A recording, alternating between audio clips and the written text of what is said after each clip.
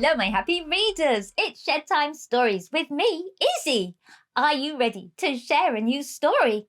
Well, the book I have chosen is a jolly festive story to share. The title is Owl Be Blue on Christmas Eve. If you have this book at home, you can read along with me. The author, the person who has written this story, and the illustrator, the person who has drawn all the pictures, is Rob Sudano. Now, it's Christmas Eve, and Albie Blue is in bed, but he can't sleep. He's seen a rather bright light, and off he goes to investigate. Shall we read and find out what happens?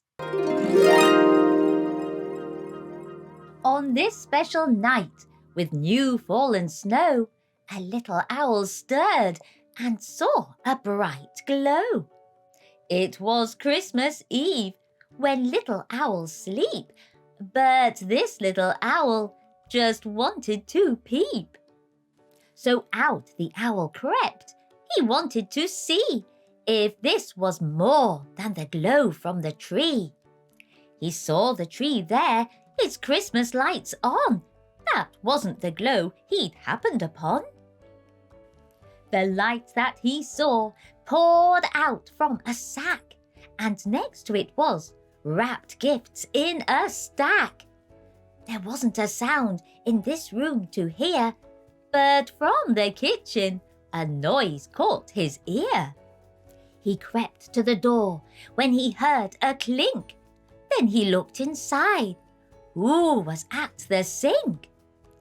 A man drinking milk and eating cookies. He was dressed in red, way down to his knees. It was Santa Claus. Blue got excited and let out a hoot. He was delighted. That startled Santa. His cookie he dropped. He lost his balance and then down he plopped. Oh no, poor Santa lay still on the floor. He might be sleeping. How could Blue be sure? Did Santa get hurt? Blue wanted to cry. What of the reindeer? Who would help them fly? Blue was very sad. Then down the tears came. They rolled off his cheek. Was he all to blame? He tiptoed over to check on St. Nick. He thought it'd be best to nudge him right quick. Blue grabbed a big spoon and gave him a nudge. But nothing happened. Santa didn't budge. Next, Blue tried tugging his long beard of white. Then Santa's nose twitched and he sat upright. His eyes popped open and Blue tried to hide. "Who's there?" Santa asked. The owl he soon spied. "No need to be scared," the jolly man said. "You can come out now." He rubbed his sore head. The little owl stepped from his hiding place, and then Santa saw his sad little face. The bearded man said, "Hi there, I'll be Blue." The stunned owl replied, "How did you know who?" "Well, I read my list, looked it over twice, so I could find out who's naughty and nice. And you, my dear boy, behaved all year long, so I brought you gifts.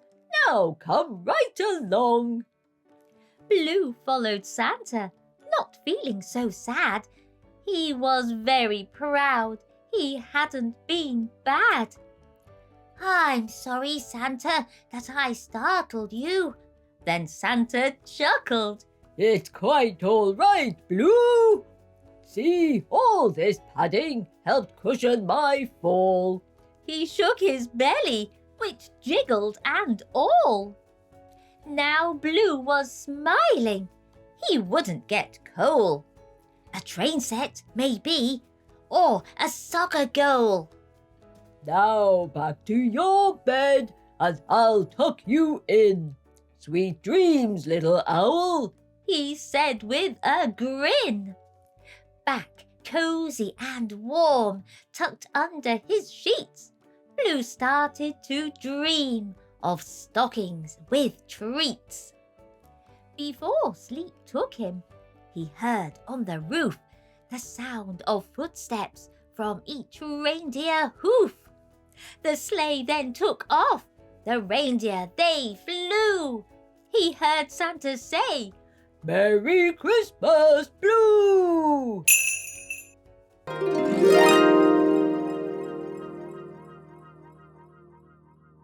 What a sweet Christmas story that was. Poor Albie Blue, he thought that he'd hurt Santa and he worried about the reindeers. But Santa was just fine, and Albie Blue was so happy to hear he was on the nice list. I wonder, what did he get for Christmas? I hope you've enjoyed this Shed Time story, and if you want to, you can like, share, follow and subscribe to Shed Time Stories. Then you'll be ready for the next book we can share together. Bye-bye.